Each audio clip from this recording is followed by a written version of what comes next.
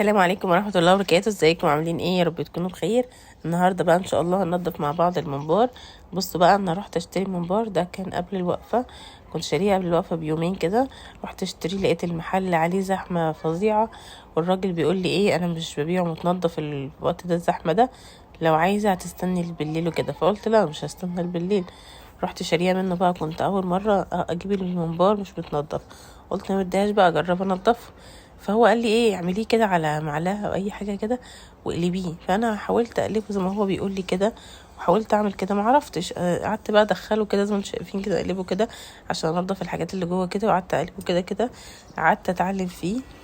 بس طبعا ما يأستش ان انا ما اعرفش اقلبه، قعدت احاول لحد ما عرفت يعني اقلبه ازاي. بس بصوا، قعدت ادخل كده، بصوا بالاول قعدت ادخل كده، مش عارفه هما بيشدوه ازاي بعد ما بيدخلوا كده، معرفش، مش عارفه، بس انا عملت اعمل كده زي ما انتم شايفين كده اهو. وقلت برضو لازم اتصرف ولازم انضفه بقى، ما انا لازم اشرفهم بقى في العزومه، لازم اعمل لهم بقى الحاجات الحلوه كلهم. ما انا بقى يعتبر كده عازمهم بقى عزومه حلوه، فلازم اعمل اكل حلو يعني، لازم اعمل لهم كل الحلو. فقلت لا، بداش، لازم انضفه تنظيفه محترمه، وما اخليش حد يقول لي ايه ده مش متنضف ولا حاجه. ورحت جايبه كده، بصوا زي ما انتم شايفين كده، وقعدت ادخله. بصوا، بس عايزه اقول لكم يعني انا دخت في تنظيفه، بس ما شاء الله ما شاء الله طعمه طلع جميل جدا، ونضفته تنظيفه حلوه قوي. بصوا والله كنت اول مره اجيب الممبار وانضفه، كنت على طول بجيب بنضفه بس بعد ما يكون هو متنضف يعني يكون الراجل منضفه بعيد عليه، لكن اما يكون انا اللي امسكه من اوله كده. برضو بصوا كان تجربة بس حبيتها برضو. بصوا قعدت كده اعمله كده، بصوا الاول كده، ورحت جايبه سكينه كده بقى من ظهرها كده، ورحت عامله كده. بصوا قعدت اعمل كده بالسكينه، هو قال لي اعملي بالسكينه بظهرها كده، يعني حاجه مش حاده، واعملي كده عشان ايه تعمليها. قال لي اعمليها في يعني بلاستيك ولا حاجه، بس انا قلت لا، هحط كده عشان انضف واشوف اول باول هو بينضف ولا ايه.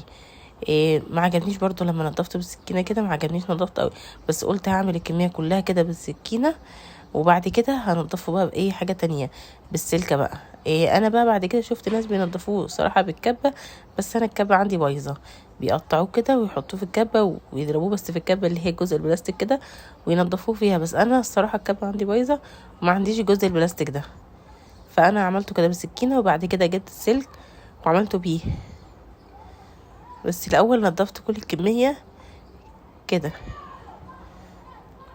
هوريكم دلوقتي. نجيب جزء تاني هو ابدا ادخله معاكم وهتشوفوني ازاي بعمل. بصوا اهو جبت واحده تانية اهي، بصوا اهي، وابدا ادخل.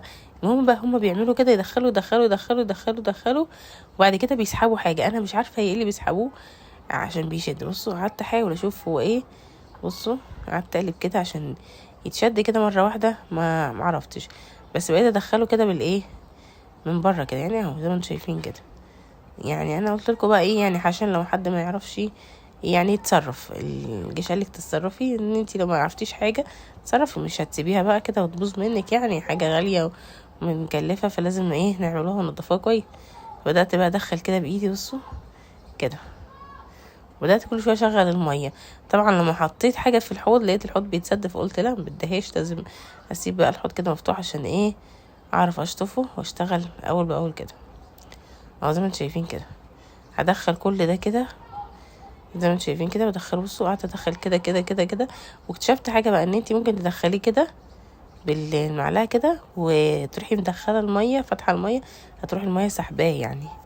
معرفش هما بيعملوه ازاي، بس انا عملته كده. انا حبيت اوريكم تجربتي، ودي كانت اول مره في حياتي ان انا انضف الممبار كله من اوله لاخره، كنت بشتريه متنضف جاهز اهو. زي ما انتم شايفين كده، هوريكم بقى ازاي عملته بالسلكه، وخليته بقى ما شاء الله يعني جميل يعني اهو. زي ما انتم شايفين كده، هعمل بس كامل معاكم دي وهوريكم. انا بس حبيت اوريكم تجربتي او قعدت ادخل كده كده كده اهو. بصوا بقى كده عشان هو لسه في جوه. بصوا قعدت اعملها كده، بس اعملي بالراحه عشان ما يتقطعش منك، وممكن تدخلي فيها ميه هتبصي تلاقيه بيعمل. بصوا لما حطيت الصينيه كده لقيته، بصي الحوض هيتسد مش هعرف اعمل، فروحت قايله لا، ما بدهاش، لازم اشيل بقى الصينيه اهو. قعدت اعمل مره واتنين بالسكينه، برضو ما عجبنيش، نضفت السكينه بقى، هجيب السلكه دلوقتي وهوريكم ازاي بقى بنضفه بالسلكه.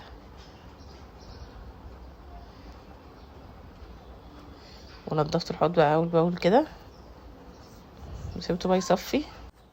عملت بقى كل الكميه بنفس الطريقه دي، وبعد كده رحت رايحه بقى جايبه السلكه، جبت سلكه جديده زي ما انتم شايفين كده، وقلت بقى يلا بقى ننضفه بالسلكه. بعد ما كنت نضفت قلت يلا اتك عليه كده بالسلكه اشوف هيطلع ولا لا. عشان بصوا لقيت السلكه بتطلع، بصوا قعدت امشي عليه كده طبعا نص السلكه بتنضفه بكل سهوله. يعني طبعا من الحاجات السهله جدا تنظيفه بالسلكه زي ما انتم شايفين كده. قعدت امشي عليه اكتر من مره كده، بصوا لقيته بيبيض معايا بيبقى جميل زي ما انتم شايفين كده. انا اسفه بقى ان انا صوتي عامل عشان انا معايا دور برد جامد. بقولي كده ربنا يشفيني ويشفي جميع مرضى المسلمين، اللهم امين اللهم امين. اهو قعدت بصوا اعمل عليه كده اكتر من مره، خليته بقى ايه فله. بصوا خليت السلكه كده لفتها كده تحتها ولفتها عليه كده، وانا بعمل كده بلفها عليه كله. اهو بصوا واروح ايه ماشي امسكيه من النص كده ومن النص الناحيه وبعدين النص التاني اهو انتوا شايفين كده. بصوا بقى ابيض معايا بقى حلو ازاي اهو. بصوا بصوا ما شاء الله. قعدت اكتر من مره اعمل واغسل السلكه واعمل بيها واغسل واعمل، عشان كنت خايفه بقى متنضفش كويس. قلت لا ده انا لازم انضفه كويس.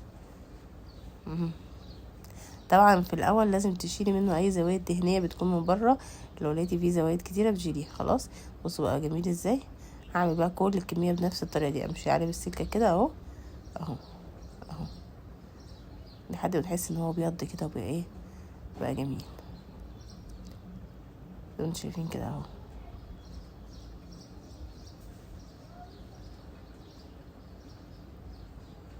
اهو عملته اكتر من مره كده وبدات ادخل فيه ميه من جوه كده، ولسه برضه ما خلصناش كده غسيله.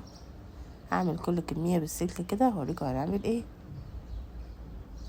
بصوا كل الكميه نمشي عليها كده، تلاقي الاحمر ده او اللون المدي الصفر ده بيمشي يعني اهو زي ما انتم شايفين كده اهو. كل ما اشوف فيه لون متغير اروح ايه ماشي عليه تاني واغسل السلكه وامشي واغسل السلكه وامشي اهو. خلاص زي ما انتم شايفين كده. بعد بقى ما خلصت الكميه كلها اهو مشيت عليها كمان مره تاني بالسلكه اهو. قلت بقى لا لازم اعيد عليه اكتر من مره، ما انا عايزه الحاجه تبقى نضيفه كده، ما انا مش اول مره اعمله بقى ويطلع فيه حاجه، لازم اعمله يطلع حلو بقى اهو اهو زي ما انتم شايفين كده اهو.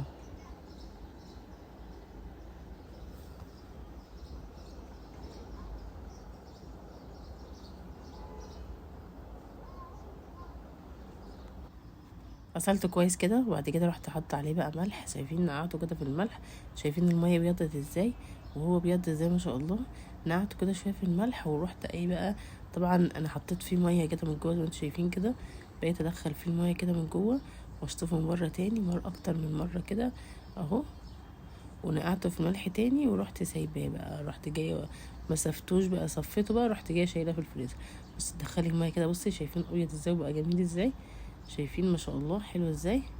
وجيت برضو يوم العزومة لما طلعته من الفريزر رحت جايباه بقى شطفاه تاني وحطيت بقى ايه برضو في ميه كده وغسلته ايه تاني كده بالميه قبل ما ايه مستخدمه، بحيث ان انا اتاكد كده ان هو نضيف.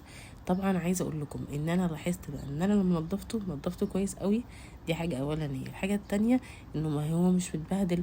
ساعات الراجل بيدوك تلاقيه في قطع ولا حاجه، لا طبعا انا يعني ما قطعتوش ولا بهدلتوش وانا بنضفته، فكان الحشو بالنسبه لي سهل زي ما انتم شايفين كده اهو. نضفت كل الكميه بنفس الطريقه دي، وبعد كده بقى هوريكم ان شاء الله في فيديو تاني ازاي حشيته وايه الحشوه اللي انا عملتها، وهوريكم بقى فيديو العزومه ان شاء الله. بس انا حبيت اقسم لكم كده عشان يبقى سهل كده البحث. بصوا ما شاء الله جميل ازاي. طبعا عايزه اقول لكم ان اهم حاجه ان انت تغسليه كويس، واهم حاجه ان انت على طول اول ما تغسليه تسيبيه صفي وتروحي شايلاه على طول، ما تسيبوش كتير ماشي. اهم حاجه يلا كل سنه وانتم طيبين وعيد سعيد عليكم وعلى جميع الامه المسلميه. واقول لكم بقى يلا مع السلامه.